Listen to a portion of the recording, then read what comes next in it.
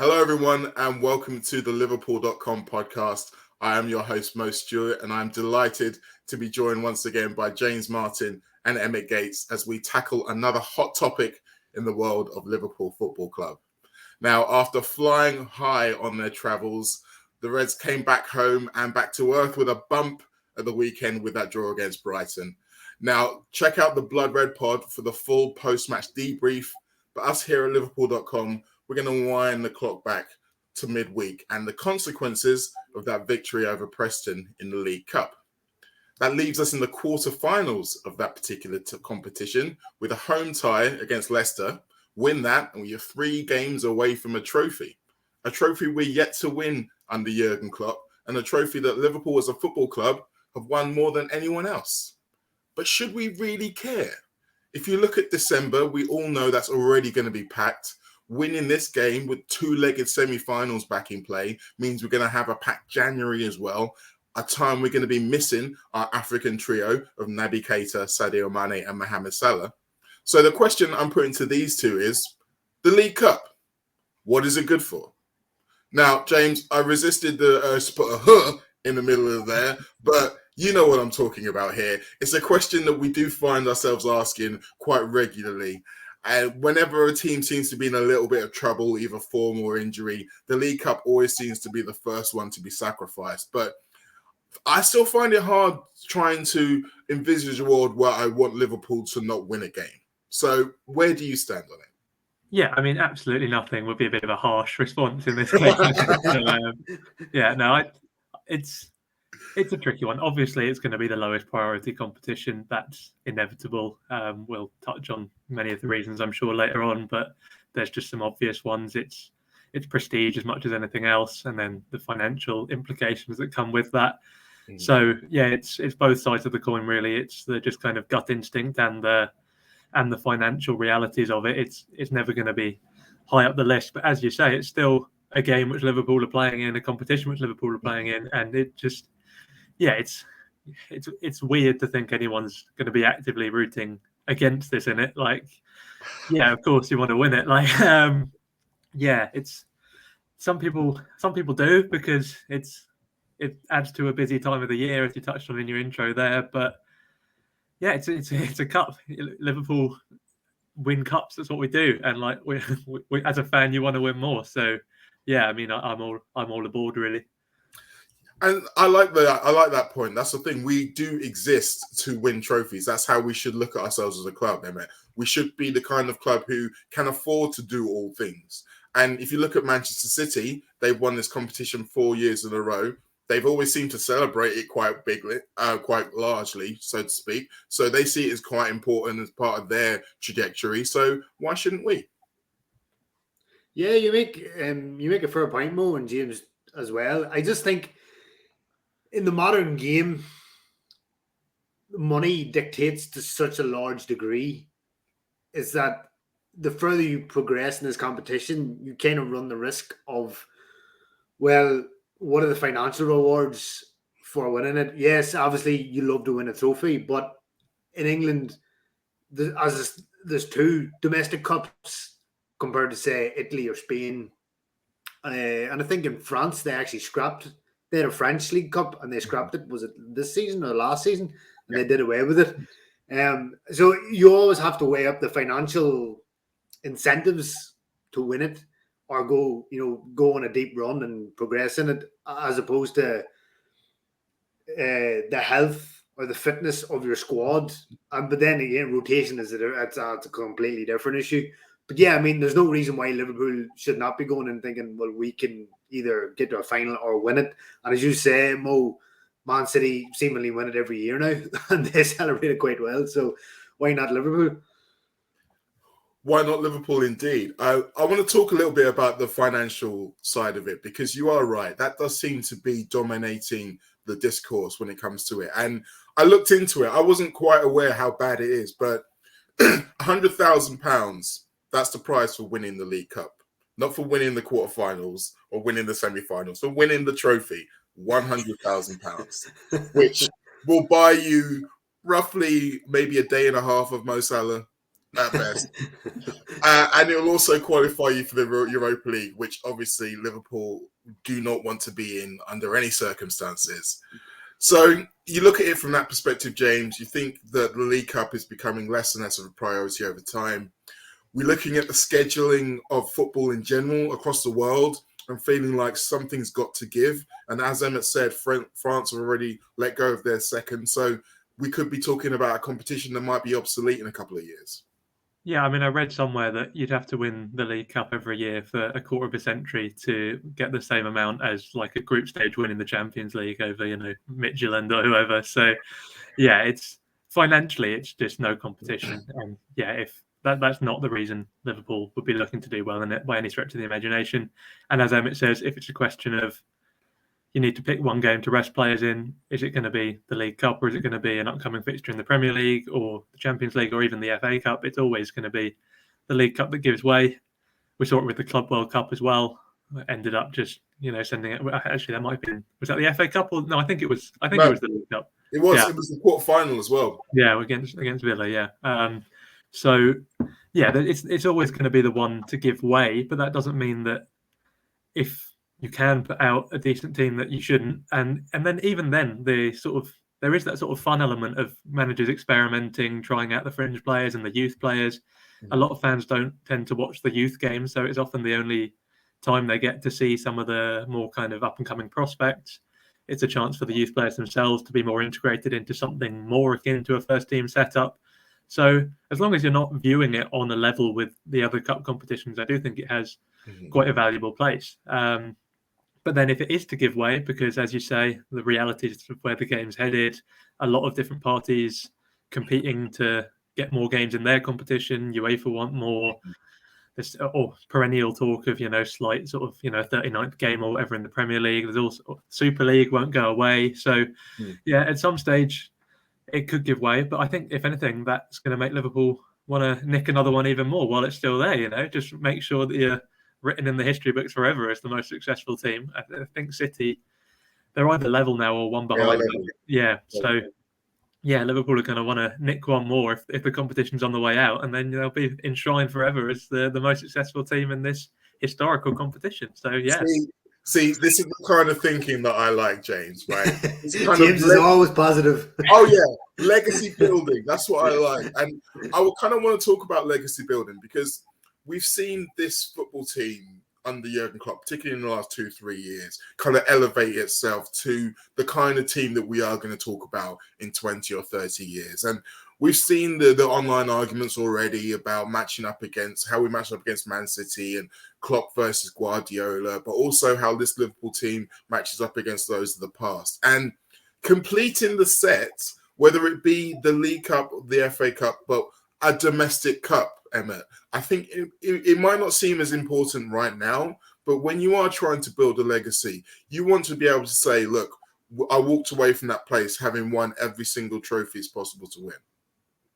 Yeah, absolutely. It's what you said earlier, Mo. A trophy's a trophy, and it will be another notch on, under Klopp's watch, and it would go a further step in cementing his, I mean, he's already cemented his legacy at the club, but it's a further trophy to go to the overall tally. So I mean, as you say, there's been debates, Pep versus Klopp, and where does this Liverpool side stand in the pantheon of great Liverpool sides. But the more trophies you win, the higher you go up the list. As simple as that. It's true. And another thing that Klopp probably himself doesn't care about, but maybe some of us care about on his behalf, is that he's taken a lot of stick for the teams he's put out in domestic cups and been claimed to be disrespecting this, that, and the other. We mentioned the debacle with Aston Villa while the Club World Cup was happening. There was also the business with Shrewsbury Town in the FA Cup. So, James, from that perspective, I know Klopp's not interested in shutting people up, but it would shut a lot of people up, wouldn't it? Yeah, it can't hurt.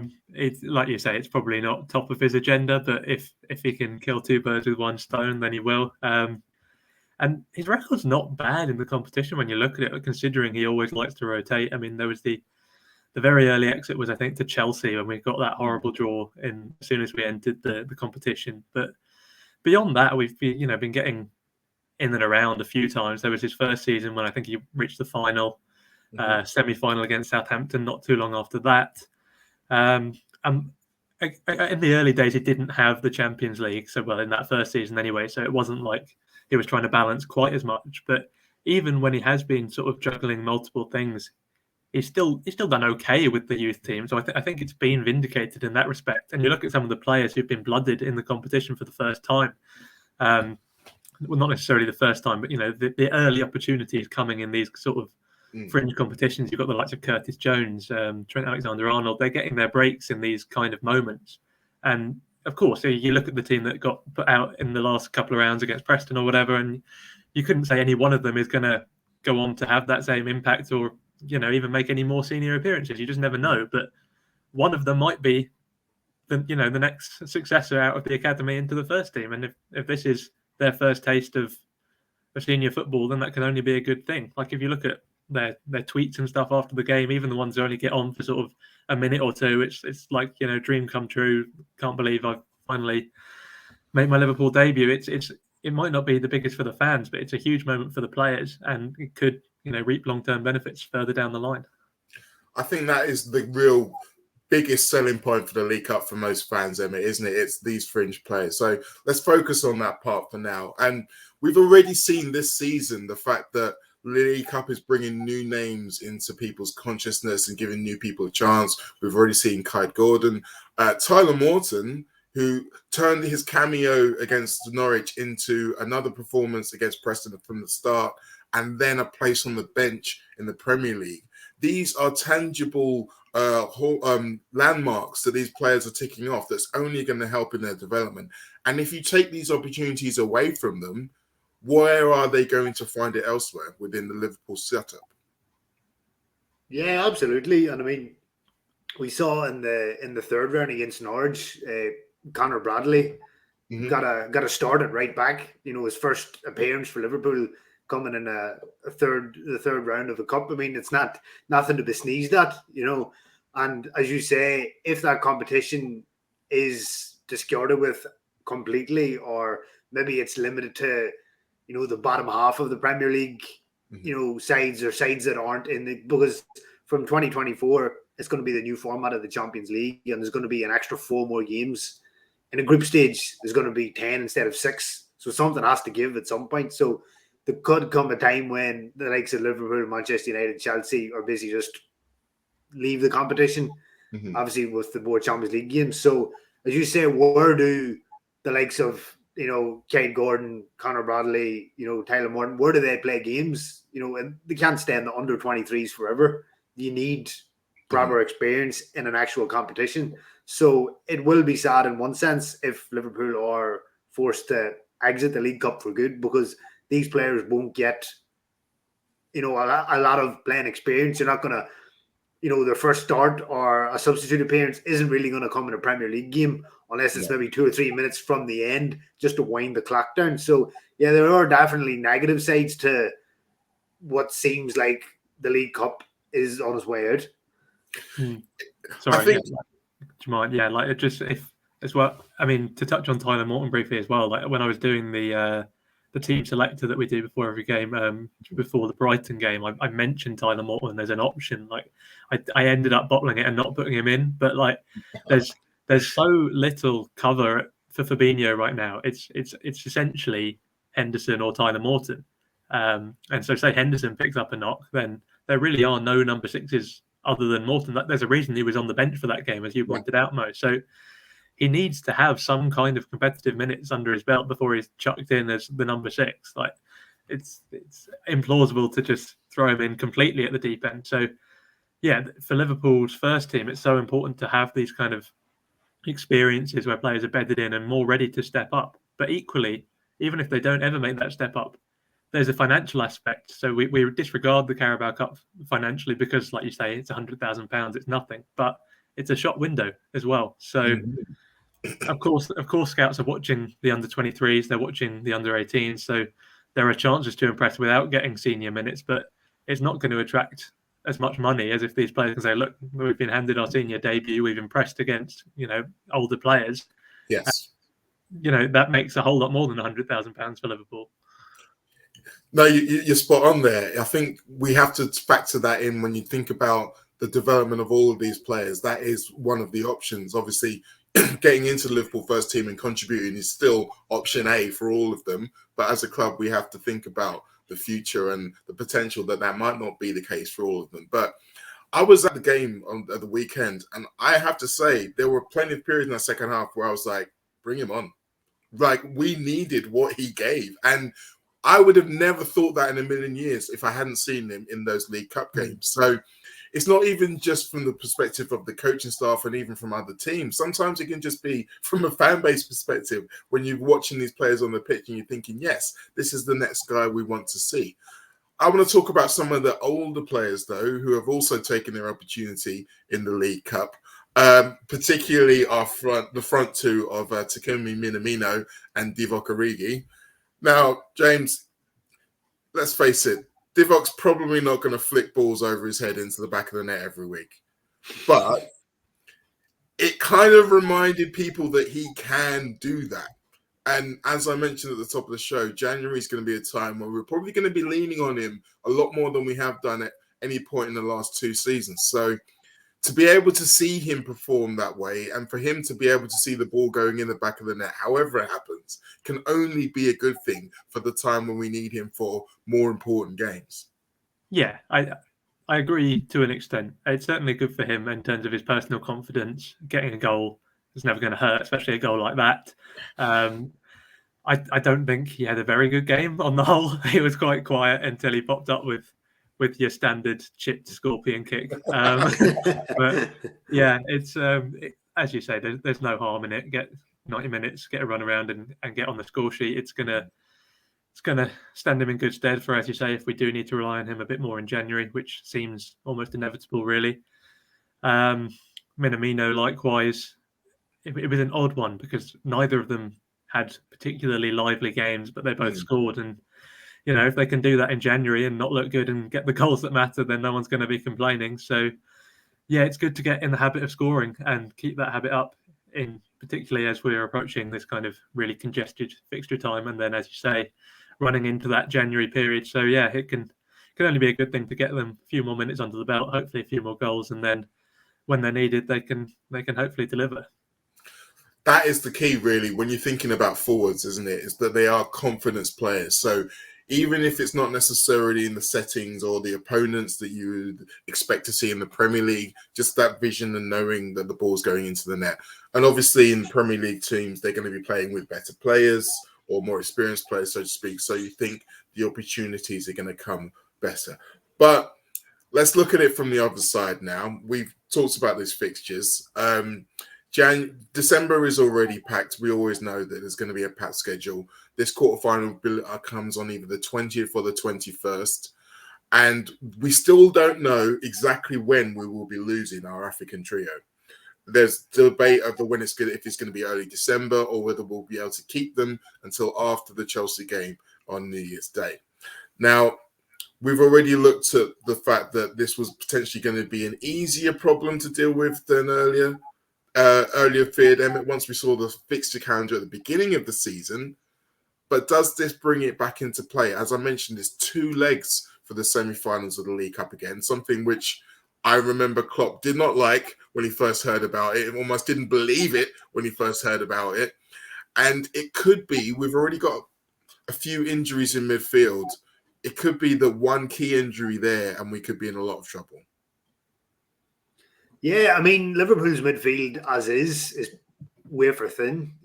Obviously Fabinho and Thiago are kind of on the way back, but I mean they're not going to be able to play maybe for the next couple of games. And funny, I was writing a piece today for Liverpool.com on who could actually step in midfield, just be shoehorned in for a couple of games.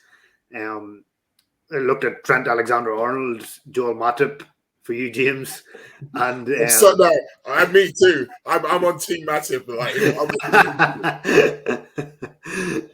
Yeah, so I just looked at options that if because essentially Jordan Henderson is having to grit his teeth and play every single game because there is no alternative.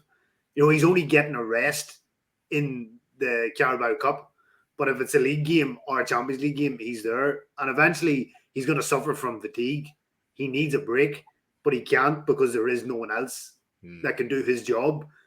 And with Fabinho and Thiago still out, he has to play. So it will definitely be an issue. If Naby Keita's injury turns out to be a bit more serious, then Liverpool really are in dire straits midfield-wise. Curtis Jones has come in. He kind of seized the opportunity off the back of Harvey Elliott suffering that long-term injury. But his form has been a bit up and down the last couple of games. And could you really say Klopp could maybe turn around in January and look for a midfield option just to plug a hole? I don't really know. He may just have to do with what he has, but you are looking at a situation where if they were to suffer one more serious injury at midfield, you couldn't be seeing Joel Matip in midfield in December and January. I'd take it. I'm sorry. I know. I probably will be worried, but I think. But no, in all seriousness, the January transfer window has been cited as a way of getting around the AFCON issues, James. But it's not really something that Klopp enjoys doing, going into the transfer market in January. It's not really a true market. Prices are inflated. People know that clubs are desperate if they are trying to get anyone at that stage. And then you've got the issue of getting them up to speed quickly. It might be something that if you bring someone in January, you won't really see the benefit of them till March, April, May. Yeah, it's not going to happen, is it? Like, if it does, it'll be some sort of Kabak kind of situation where it's a loan and he can chuck him in for literally a short run of, it would literally be sort of 5-6 games while they're away at the AFCON, and then it'll be thank you very much, back to your parent club you go. We're not going to be taking up any options we have. But he's not going to drop any kind of significant fee on a player who's just, as you say, not really ready to come in anyway. And then paradoxically, the only time he's needed for is that period where he'd be adjusting to the team. And then everyone would come back and it's like, okay, well, that was a waste of money, wasn't it? So, it's different if they've been looking at someone for the long term and they decide to make their move in January. I mean, it could happen. I don't think it would, because those sort of long-term moves tend to be saved for the summer if they happen at all. So, yeah, I'd be surprised to see any business really. But if it does, it's not going to be anything to get anyone too excited. It will literally just be like with last season in the defence. Oh, no, we've got ourselves in a real mess here. We're going to have to sign whoever is available on some vaguely financially sensible deal. But yeah, it's come to something, isn't it, where we're talking about Matip in midfield, given that a year ago it was the defence that had nobody left and we were commandeering midfielders to chuck at the back, and it's literally turned on its head. So yeah, you just never really know, do you? And we have 8 of them. 8! That's not enough. But yeah, it's madness. I mean, you were talking there about describing a player coming in and kind of adjusting, and then by the time they got ready for it, we don't need them anymore. And I just really felt for Ben Davies in that moment. So if you're watching, Ben. But there is another factor about the League Cup which can affect the calendar, which we haven't really figured in. And that's the final itself, which will be happening in February, late February. If we were to get into that final, it would mean that the game away at Emirates in the Premier League would be rescheduled. And Arsenal, it's very hard to predict what they're going to be like at any point, but it looks right now like they seem to be getting their act together. So that's not the kind of grenade you want to throw late into a title challenge, is it, James? Well, I was going to say, I think Emmet Shirt might be predicting what Arsenal are going to be like when we play them.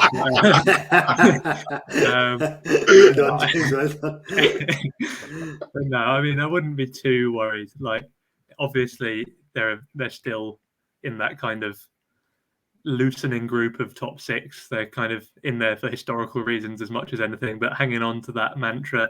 And as you say, they have picked up in recent times. They occasionally look like a very competent outfit, and then at other times they look pretty useless. But those are the kind of teams where Liverpool tend to dish out some punishment, where they're kind of fragile. They're sometimes convincing, sometimes not. Usually when Liverpool come around, they fall more into the not camp than the convincing camp. So yeah, as you say, it's probably not ideal. You don't really want that to be getting moved into a critical time of the season, but there's plenty of other fixtures where I'd be more worried to have that moved. I think it would depend on where it's moved to. Like if it's shoehorned into like April or late April, maybe beginning of May, and depending on how far Liverpool will go in Europe, it could be maybe not in terms of the quality of opposition, but it's maybe just another game to get through. It's another 90 minutes adding on to the players' legs. It all really depends on where the Premier League moves it to. But to me, is the biggest issue. And we can't really have any kind of guide on that because seemingly they make it up as they go along. Which, to be fair, I've kind of been doing this whole show. So it's probably time to come to our conclusions. So I'm going to ask both of you the ultimate question. Do you want Liverpool to go all the way in this competition and pick up the trophy? Or do you think that it's best for our overall ambitions for the season to let it go? So, James, I'll ask you first. Win it or bin it? Win it for me. Haven't changed since the start of the show. Haven't been convinced otherwise. It's a cup. I want to win it. And if we can blood some youngsters along the way, then all the better. I like that style. Emmet, how about you? Yeah, I'm the same as James. As long as they don't use many first-team players, yeah, I say why not? Keep it and let the youth play, gain experience. And if you win the trophy, then that's a bonus.